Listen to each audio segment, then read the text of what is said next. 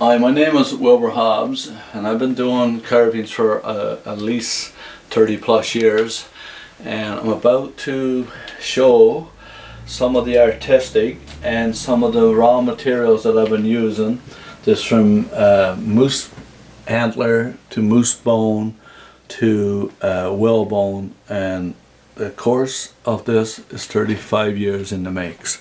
So this is some pieces here. This is the bone, and this is a shoulder blade, and this is another shoulder blade. So this will just give you a somewhat understanding of the creativeness and the imagination. So I use the imagination to create one of a kind, and now we're about to show some other detailed pieces. And first of all, I'm going to show you some really nice 150-year-old whalebone, as well seasoned, and I'm about to create a one-of-a-kind pieces of art. So this is one stage, then this is the second stage, and with the second stage I'm about to put some detail in there. So I'm going to fire up for just probably about 30 seconds, and you'll get to see a process how this is done.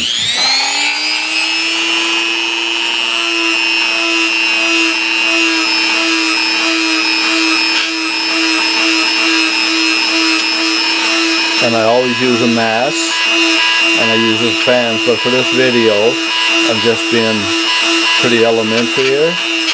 So this is an octopus.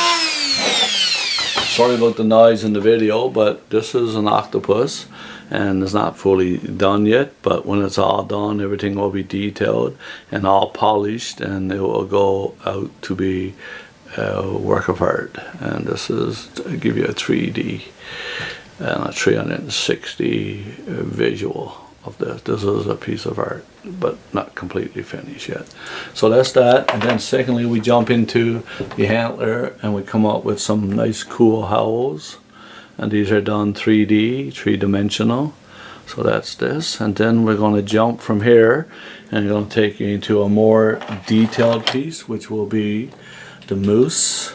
And this moose is going to be actually bonded to this piece of whalebone, and it's going to be one of a kind. And right now you get to see it from this perspective.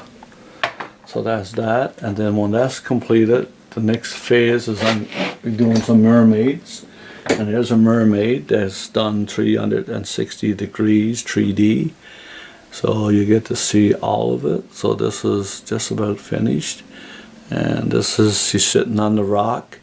She's blow drying her hair with the natural wind, and she is just bathing in the sun. It's one of a kind. It's there's many days gone into that piece.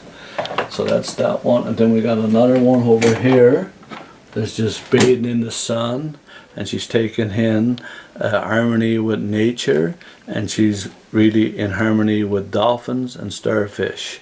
So this is a 360 degree shot. So there's the starfish that really gives her a sense of who the mermaid is and how the starfish connects to her and herself. And the dolphin is such an intelligent creature in the marine life that it gives her wisdom to know the difference between how she feels about the collaboration of marine life. So she is a mystical feature that we all adore and enjoy seeing, and it's one of a kind. So these works of art are majestic. So that would be that. And then I get fascinated by one of my favorites is the polar bear. The polar bear, you need to pay close attention to the polar bear, and you will learn lots from the polar bear. The polar bear is very educational to us as humans, and when the ice shrinks, their habitat is reduced to an emergency or like a 911 call, because as global warming affects our planet, it affects their habitat, and their survival rate is decreasing yearly, and their cubs are in danger because of the long migration. Rather than on ice, they're swimming in the water, and the cubs can't make it. and the mother has to make a decision.